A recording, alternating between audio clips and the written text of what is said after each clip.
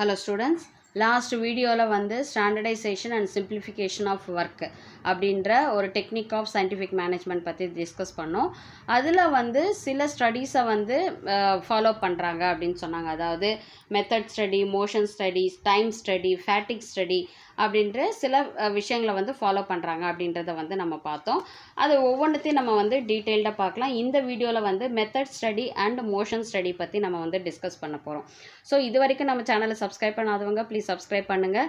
Bell ஐக்கானை click பண்ணிவிட்டு all button click பண்ணிங்கன்னா நான் போடுற வீடியோஸோட நோட்டிஃபிகேஷன் உங்களுக்கு இமீடியட்டாக வரும். டிஸ்கிரிப்ஷன் பாக்ஸில் ப்ரீவியஸ் வீடியோஸ்னுடைய லிங்க் கொடுத்துருக்கு. அதை கிளிக் பண்ணி பார்க்கும்பொழுது இந்த சாப்டர் உங்களுக்கு வந்து தெளிவாக புரியும். ஓகே, ஃபஸ்ட்டு வந்து பார்த்திங்கன்னா மெத்தட் ஸ்டடி.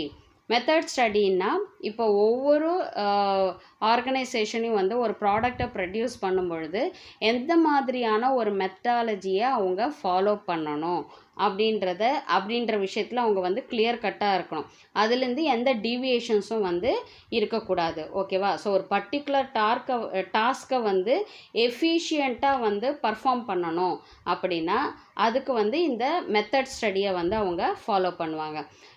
இந்த மெத்தட் ஸ்டடியை ஃபாலோ பண்ணுறதுனா இந்த மெத்தடாலஜியில் தான் வந்து அவங்க வந்து ஒர்க்கை பண்ணணும் அப்படின்ற பட்சத்தில் அவங்க யூஸ் பண்ணக்கூடிய மெட்டீரியல்ஸாக இருந்தாலும் சரி, மிஷினரியாக இருந்தாலும் சரி, இல்லை வந்து லேபர் அதுக்கு ஒர்க் பண்ணக்கூடிய ஒர்க்கர்ஸாக இருந்தாலும் சரி, அவங்களுடைய ஒவ்வொரு விஷயத்தையும் வந்து யூட்டிலைஸ் பண்ணுற விதம் வந்து கரெக்டாக இருக்கும் அப்படின்றதுக்கு தான் இந்த மெத்தட் ஸ்டடியை நம்ம வந்து ஃபாலோ பண்ணுறோம். ஓகேவா? ஸோ எப்படி இது ஒர்க் அவுட் ஆகுது அப்படின்னு பார்த்தீங்கன்னா, ஃபர்ஸ்ட் வந்து பார்த்திங்கன்னா ஒரு ஆப்ரேஷன் சார்ட் மாதிரி க்ரியேட் பண்ணிடுவாங்க. ஓகேவா? ஸோ அதில் வந்து பார்த்திங்கன்னா என்னென்ன ஆக்டிவிட்டீஸ் வந்து அவங்க பண்ணணும், என்ன மெத்தடாலஜியை வந்து அந்த வேலைக்கு அவங்க வந்து ஃபாலோ பண்ணணும் அப்படின்ற ஒரு சார்ட் மாதிரி அவங்க வந்து க்ரியேட் பண்ணுவாங்க. ஸோ இந்த மாதிரி ஒரு சார்ட்டை வந்து க்ரியேட் பண்ணுறாங்க. இந்த வேலையை செய்யணும், இந்த மெத்தடாலஜி தான் ஃபாலோ பண்ணணும் அப்படின்ற ஒரு சார்ட்டை க்ரியேட் பண்ணிட்டாங்கன்னா அந்த இடத்துல வந்து எந்த டீவியேஷன்ஸும் வந்து இருக்காது. அதாவது மாற்றி செய்யறதுக்கான வாய்ப்பு அப்படின்றது வந்து கம்மி. ஸோ அப்படி இருக்கிற பட்சத்தில் வந்து பார்த்திங்கன்னா ஒவ்வொரு ஸ்டெப்ஸ்லேயும் வந்து இருக்கக்கூடிய அன்னெசரியான தேவையில்லாத விஷயங்களை வந்து எலிமினேட் பண்ண முடியும். அண்ட் அவங்களுடைய ஒர்க்கை வந்து ஒரு பெஸ்ட்டான ஒரு மெத்தடாலஜியை ஃபாலோ பண்ணி அவங்களால ஒர்க் அவுட் பண்ண முடியும். ஸோ இது என்ன மாதிரியான ஒர்க் அப்படின்னு பார்த்தீங்கன்னா இந்த மெத்தட் ஸ்டடியை ஃபாலோ பண்ணுறதுனால மேக்ஸிமம் ஆஃப் த ப்ரொடக்டிவிட்டி இருக்கும் and minimum of the cost வந்து அந்த இடத்துல இருக்கும் அப்படின்னு சொல்கிறாங்க. அந்த ப்ரொடக்ஷனுக்கு ஆகக்கூடிய காஸ்ட் வந்து கம்மியாக இருக்கும், அதே சமயத்தில் ப்ரொடக்டிவிட்டியும் வந்து அதிகமாக இருக்கும். அப்படின்ற அந்த கோலை வந்து ரீச் பண்ணுறதுக்கு இந்த மெத்தட் ஸ்டடி வந்து ஹெல்ப்ஃபுல்லாக வந்து இருக்குது அப்படின்னு சொல்கிறாங்க. So the objective of method study is to find out the one best way of doing the job. ஒரு வேலையை இந்த மெத்தடாலஜியில் ஃபாலோ ஒரு உங்களுக்கு தெரியும் டெய்லருடைய மெயின் கான்செப்ட் என்ன, ஒன் பெஸ்ட் வே. அதுதான் வந்து இந்த கான்செப்டில் வந்து அவர் யூஸ் பண்ண ஒரு சரியான மெத்தடாலஜியை வந்து ஃபாலோ பண்ணணும் அப்படின்றத அவர் சொல்கிறாரு. There are various methods for doing the job. To determine the best way there are several parameters. ஒவ்வொரு ஒர்க்கையும் வந்து பண்ணுறது பார்த்திங்கன்னா டிஃப்ரெண்ட் மெத்தடாலஜிஸ் இருக்குது. ஆனால் சரியான ஒரு வழியை மட்டும் தேர்ந்தெடுத்தால் மட்டும்தான் அவங்களுடைய நினச்ச கோலை வந்து ஈஸியாக அவங்களால ரீச் பண்ண முடியும். அப்படின்னா அந்த பேராமீட்டர்ஸ் எல்லாத்தையுமே அவங்க மைண்டில் வச்சுக்கிட்டு அந்த மெத்தடாலஜியை அவங்க ஃபிக்ஸ் பண்ணி அதை ஃபாலோ பண்ணணும். Right from procurement of raw materials till the final product is deliver to the customer. Every activity is the part of method study. So method study அப்படின்றது வந்து பார்த்திங்கன்னா ப்ரொக்யூர்மெண்ட் ஆஃப் ரா மெட்டீரியல், ஒரு ரா மெட்டீரியலை ஒருத்தவங்க கிட்டேருந்து நம்ம வாங்கிறதுலேருந்து நம்ம ஒரு ஃபைனல் ப்ராடக்டை மேனுஃபேக்சர் பண்ணி அது ஒரு கஸ்டமர்கிட்ட கொண்டு போய் சேர்க்குற வரைக்கும் நடக்கிற ஒவ்வொரு ஆப்ரேஷன்ஸ் அண்ட் ஆக்டிவிட்டீஸ். ஸோ இது எல்லாத்துக்குமே வந்து பார்த்திங்கன்னா ஒரு கரெக்டான ஒரு மெத்தடாலஜியை வந்து ஃபாலோ பண்ணிட்டு போகணும். இந்த ப்ராசஸ்க்கு அப்புறம் இந்த ப்ராசஸ், இந்த ப்ராசஸ்க்கு அப்புறம் இந்த ப்ராசஸ் அப்படின்ற அந்த மெத்தடாலஜியை வந்து கன்சிஸ்டண்ட்டாக ஃபாலோ பண்ணணும் அப்படின்னு சொல்கிறது தான் method study. Taylor devised the concept of assembly line by using method study.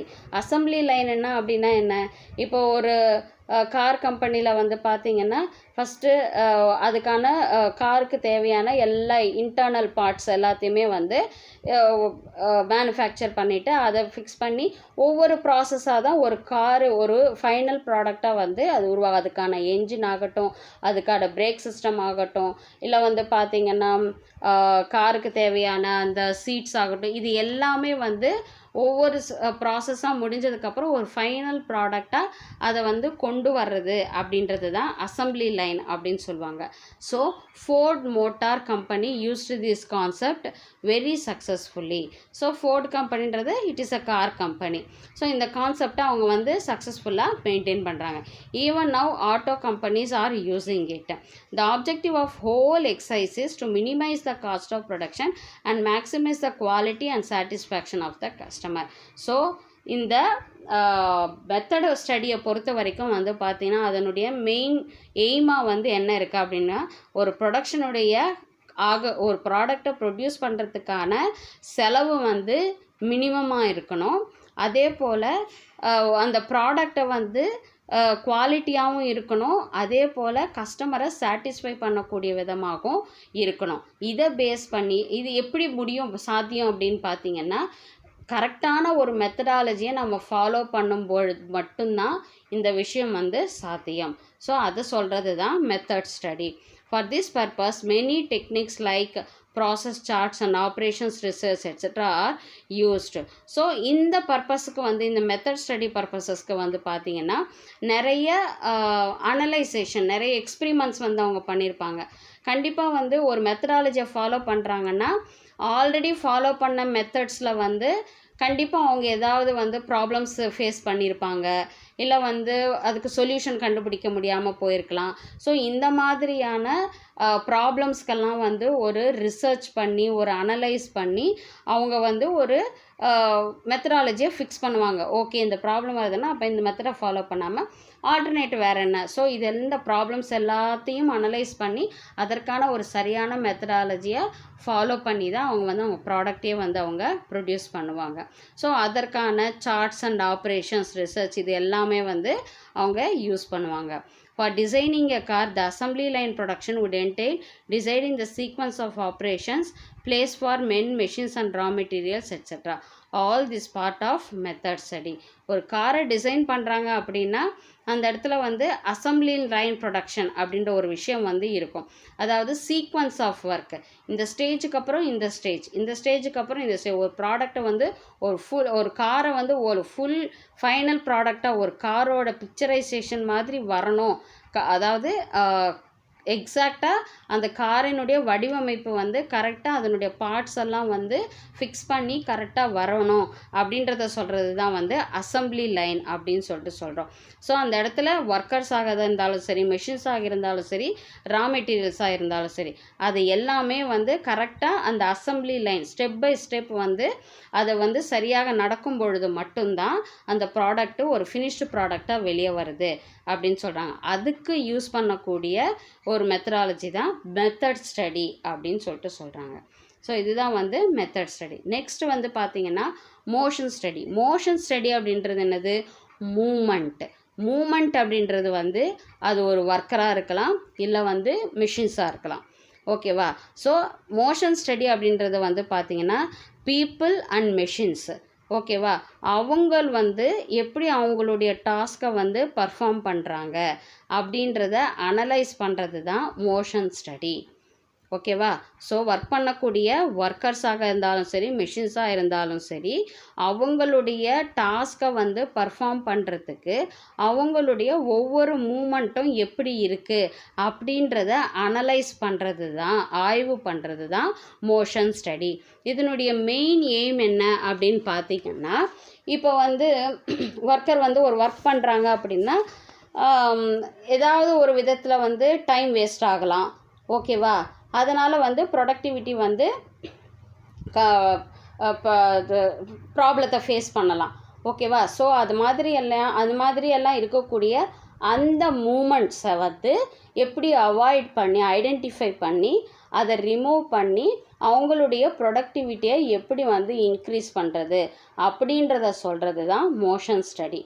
இது எப்படி ஒர்க் அவுட் ஆகுது அப்படின்னு பார்த்தீங்கன்னா, ஃபஸ்ட்டு மேனேஜர்ஸ் என்ன பண்ணுவாங்க, எம்ப்ளாயர்ஸ் அதாவது எம்ப்ளாயீஸாக இருக்கட்டும் இல்லை மெஷின்ஸாக இருக்கட்டும், அவங்களுடைய டாஸ்க்கை எப்படி அவங்க பண்ணுறாங்க அப்படின்றத ஃபுல் அண்ட் ஃபுல் அவங்களுடைய ஆக்டிவிட்டீஸை அவங்க வந்து என்ன பண்ணுவாங்க, அப்சர்வ் பண்ணுவாங்க. அவங்களுடைய ஒவ்வொரு மூமெண்ட்டையும், மெஷின்ஸோடைய மூமெண்ட்டையும் எம்ப்ளாயீஸினுடைய மூமெண்ட்டையும் அவங்க ஃபஸ்ட்டு வந்து அப்சர்வ் பண்ணுவாங்க.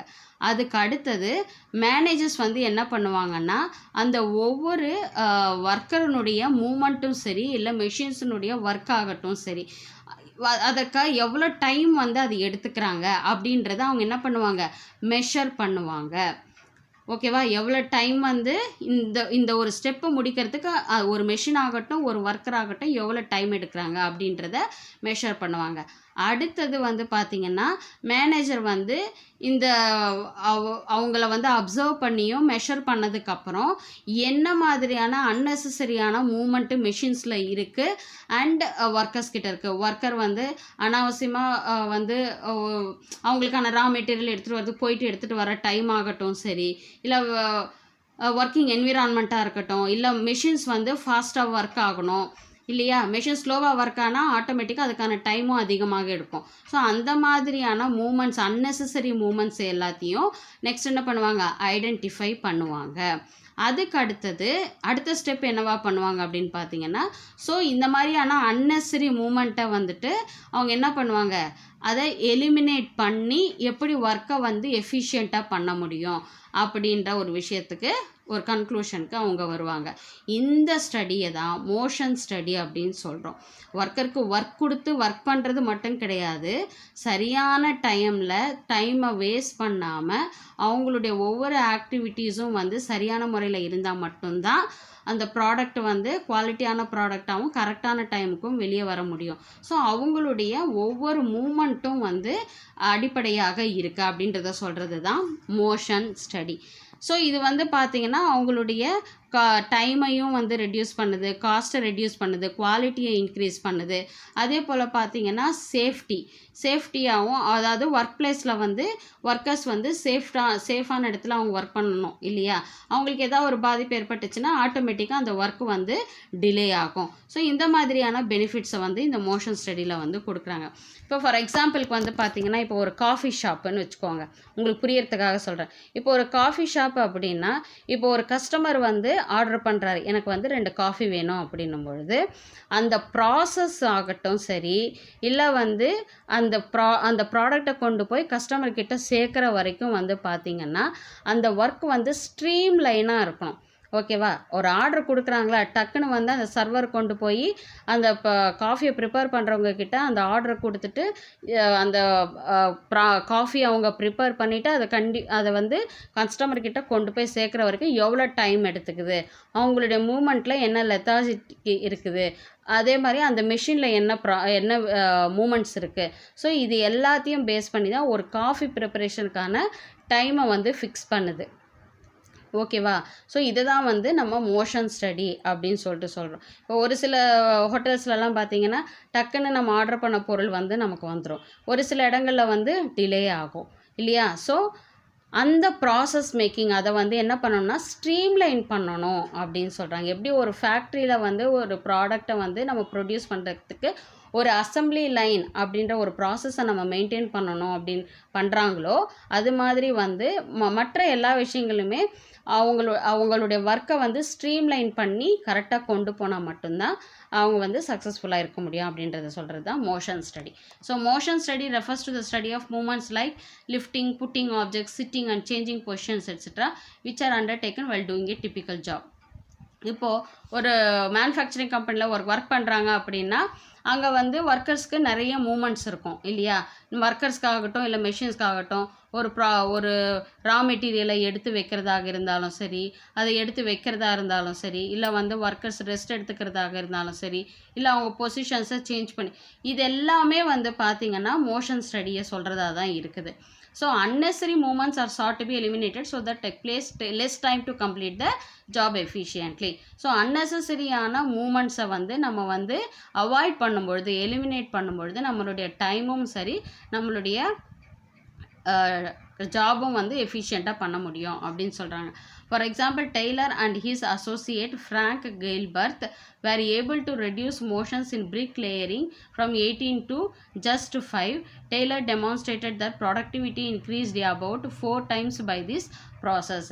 அதாவது இப்போ வந்து ஒரு செங்கல் எடுத்து ஒரு சிமெண்ட் போட்டு ஒரு செவுறு கட்டுறோம் அப்படின்னா அந்த லேயரிங்கை வந்து எவ்வளோ அந்த மூமெண்ட்ஸை வந்து எப்படியெல்லாம் நம்ம வந்து கம்மி பண்ணி ஒரு கம்மியான ஒர்க்கர்ஸை வச்சோ இல்லை கம்மியான டைம்லேயோ அந்த ஒர்க்கை பண்ண முடியும் அப்படின்றத வந்து எக்ஸாம்பிளாக வந்து பிரிக் லேயரிங்கை வந்து அவங்க வந்து சொல்லியிருக்காங்க.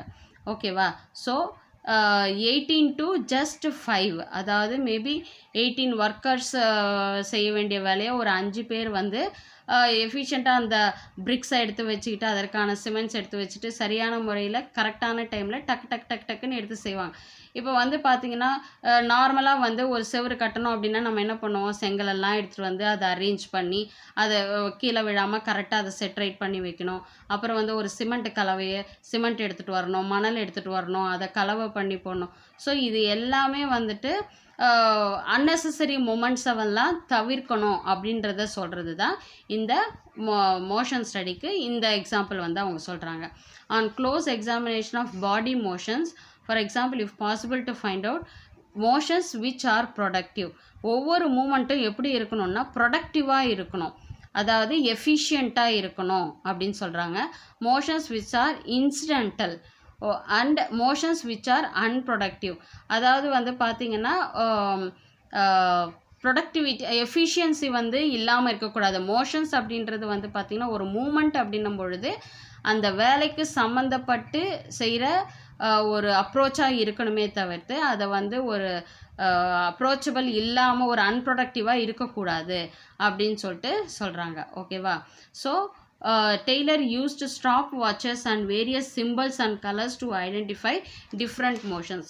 ஸோ டெய்லர் பொறுத்த வரைக்கும் வந்து பார்த்திங்கன்னா இப்போ ஒவ்வொரு மூமெண்ட்டையும் வந்து பார்த்திங்கன்னா அவர் எப்படி வந்து எக்ஸாமின் பண்ணார் அப்படின்னு பார்த்திங்கன்னா ஸ்டாப் வாட்சஸ் மூலியமாக, அதாவது ஒர்க்கர் வந்து அவங்களுடைய அந்த மூமெண்ட்ஸு பேஸ் பண்ணி அவங்களுடைய டாஸ்க்கை வந்து எப்படி வந்து அவங்க முடிக்கிறாங்க அப்படின்றத ஐடென்டிஃபை பண்ணுறதுக்கும் அனலைஸ் பண்ணுறதுக்கும் அவர் ஸ்டாப் வாட்சஸை யூஸ் பண்ணார். ஸ்டாப் வாட்சஸ் உங்களுக்கு தெரியும், எந்த நேரத்தில் ஆரம்பித்து எந்த நேரத்தில் முடிக்கிறோம் அப்படின்றது. ஸோ அவங்களுடைய மூமெண்ட்ஸை வந்து அவர் கால்குலேட் பண்ணுறாரு.